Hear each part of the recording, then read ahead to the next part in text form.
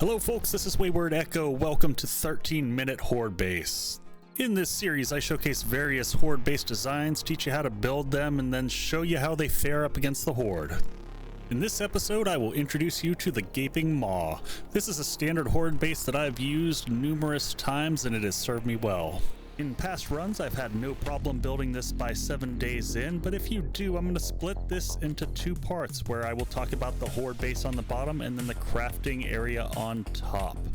So your zombies will come in the front door here, we'll spin back around, you'll close that bottom hatch and be able to sit here and beat them to a pulp. You have two fallback points here in case they break through. You've got an area for a mine on the side there, and then on both sides you've got access to the exterior areas for traps. Up the ladder here is where you'll have your crafting and storage if you choose to build the top section of the base. To get started building the Gaping Maw, you're going to need a space 11 by 16. And then once you have that, you're going to need the following materials: 800 flagstone, 4 iron doors, 8 wooden hatches, 6 iron hatches, 6 ladders, and then an assortment of wood, cobblestone, and iron. If you're going to build the top section of the base, you will need an additional 320 flagstone, 40 wood bars, and 6 ladders.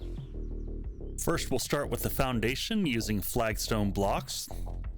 You'll notice on the sides here, I skipped the 2 angle pieces. We'll fill those in later with flagstone ramps.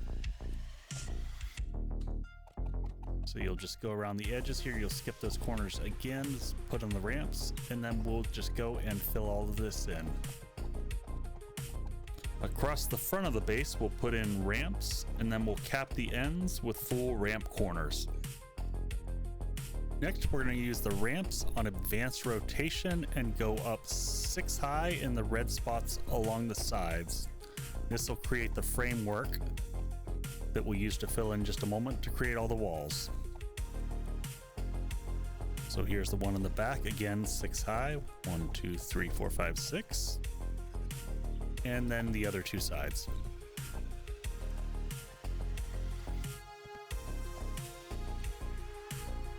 So then we're just going to go fill in the back sides of these, again using angle blocks just for some extra aesthetic. And then we'll go around the left, right, and back walls and fill them in with flagstone blocks. Once you've completed this, you should have a square with 3 sides filled in and the entrance still open. Next, we'll start making the entryway into the base, 5 blocks up on each side, and then we'll just build a connector right across the top.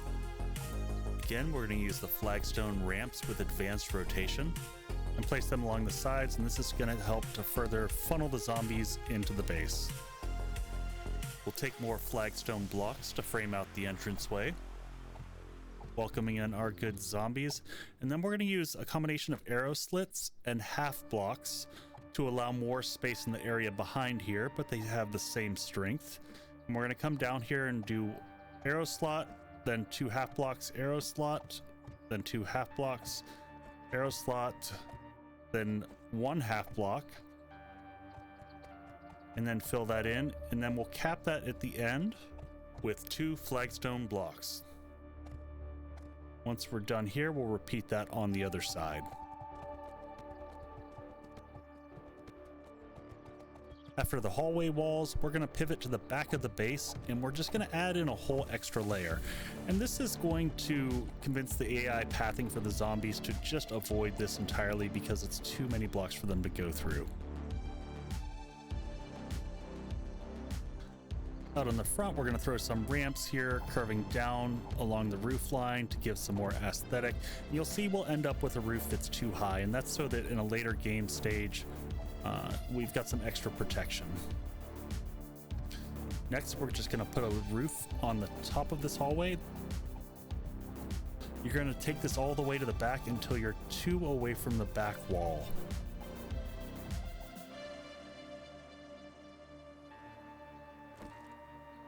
I'm going to use the half blocks again and rotate them so that they're only on the top section, and you'll line them up with the arrow slits that you put in previously. So there will be 3 sets of these for the 3 fallback points.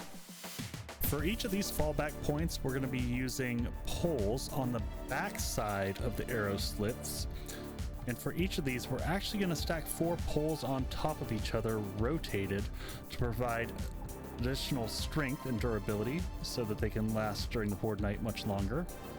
This will help provide you some additional time if some of them fail, and it'll give you additional time to repair as well. Next, we're going to go to the sides of the base and essentially make 2 chambers with doorways. This is going to allow for future upgradability for traps, but additionally, it's again going to affect the zombie AI pathing, because once you have additional chambers and doors there, it's going to dissuade the zombies from coming through the sides. And there's your ladder that will go up to your crafting and storage area if you choose to make that. Otherwise, it'll just take you to the roof. On this side, we're going to follow the exact same structure and bring it up to the roof, leave 2 spaces open there for a door. We're going to shoot out this area here, drop a ladder and a hatch. That'll allow you to have some mining below the base. Next, we're just going to slap some doors in those gaps that we just created.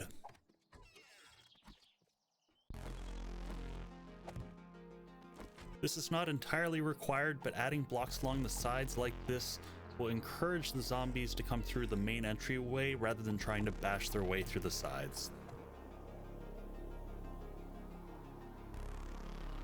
Now with the bottom section mostly complete, all we have to do is fill in all the blocks in the roof here. Just a last few finishing touches. We're gonna throw some teeth up here for the aesthetic of our Gaping Maw monster here. And then we'll go in and add the trapdoors that'll give us protection. So this is a tricky one. We're going to rotate these on end, because interestingly enough, when trapdoors are rotated like this and then opened, you can walk right through them. Then we're going to stack another one. This one we're going to rotate 180 degrees so it opens upward. And we're going to put some ramps along the ceiling here. This is just to provide additional protection, prevent zombie jumping.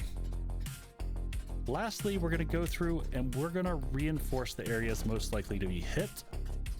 We're going to hit everything that is at that second level. We're going to reinforce all of the hatches here. That'll give us maximum amount of time to survive before the zombies beat through it all. So other than some torches, that is it for the Horde base section. Now for the crafting and storage area, we're going to go 5 up, again using ramps and advanced rotation. And we're just going to frame the whole area much like we did on the bottom Horde base area.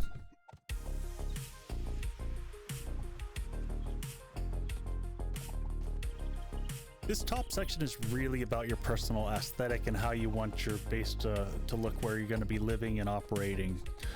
But I do like the idea of having 2 eyeballs up at the top here, so I've framed this such that once we fill it in and you have lighting from behind, it does look kind of like a monster from the outside. So next we'll fill in the walls.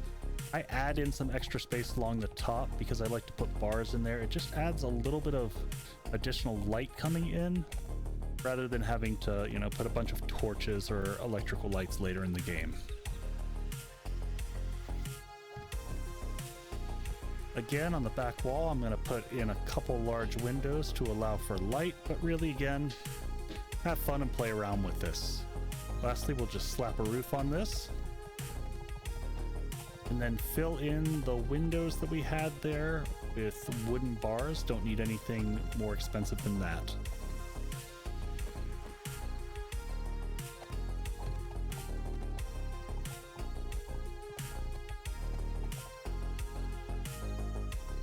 Lastly, we just need a simple path up to the roof, so we'll continue the ladder going up and then slap a hatch on the top, and then we will call this done for the Gaping Maw. Alright, time to stress test this with the 7-day Horde. We're going to crank up the difficulty here to Warrior with 32 zombies. Gamestage will be 32 with level 20. So let's see how we fare with my Santa Hut and Boxers against the Horde.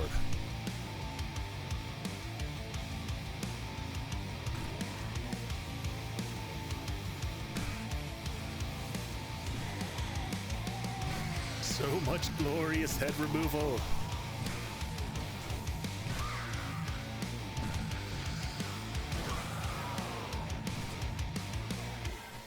So far managing them with relative ease. You'll notice that I have time to easily step back and repair from time to time as we're going along. So really nice features that you can fall back to the second hatch and still repair the one in front of you, as well as some of the poles there.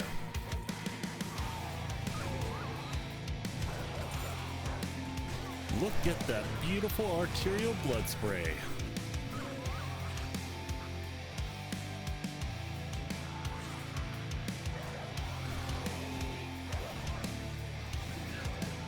Apparently we ordered a pack of nurses here. What are you doing in here?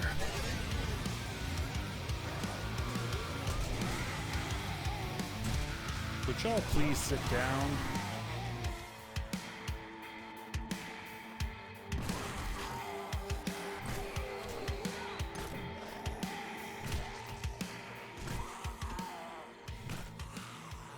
That seems to be most of the horde, so let's give this base some ratings. Let's start off with survivability. I'll give this base a 7 out of 10. You can see I'm a bit beat up, but at the same time, I'm garbage with a sledge. Next on the list is expandability. We're gonna give that, oh, hi. Hi, friend. Goodbye, friend. We're gonna give expandability a 9 out of 10 because this base was designed specifically for being upgraded. So I'll show you in a second all the crazy traps and whatnot we're gonna add in this to make it more powerful. Next on the list is the fun factor. I'm gonna give this one a 4 because even though it's just slugging zombies, there are some fun mechanics about bouncing back and forth, so it's not totally dull. Lastly, we're going to rank this an 8 out of 10 for maintenance and maintainability. You can see the zombies bored a hole in the back of the building, but for the most part there was no significant damage, and what damage there was constrained to just the poles and the hatches. So here is the monster that the Gaping Maw evolves into. So I'll show you all the features and whatnot that we added on here. We've got the arrow slits that were here before, and that is to house the dart traps coming from either side, as well as the electrical fence that comes across. Additionally, there's a dart trap that comes from the bottom. These are all easily controlled once you get inside the base. You close up the hatch, same as before. On the top left above you, you're going to have your electrical fence, and then on the top right above you, you have the dart traps, which creates a nice little crosshair in the center to murder any Zeds that are hanging out there.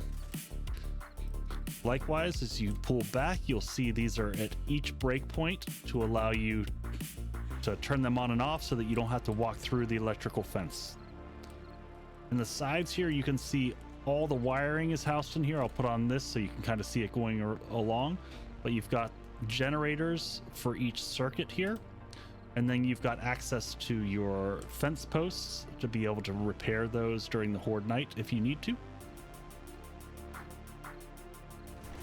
You've got these doors that you'll shut off that will keep zombies from thinking that that is a valid path to get to you. Next, we talked about taking this upper area and making it into a crafting area. This is a standard layout that I use.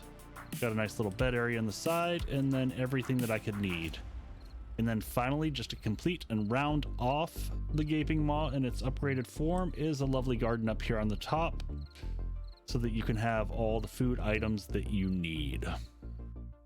So that is the Gaping Maw. I didn't quite fit it in 13 minutes, but I hope that that extra minute that I squeezed out of it gave you a little bit more insight into how to build and how to fight with that base. So if you guys have enjoyed this, please drop a like, consider subscribing, and if you guys want me to do a follow on this, please let me know in the comments. I was considering one with a Horde Night, you know, high-end game stage and whatnot, and then another one possibly if you're interested in the base build and the electric build behind the upgraded version. But otherwise, I hope you guys have a fantastic day. Echo out.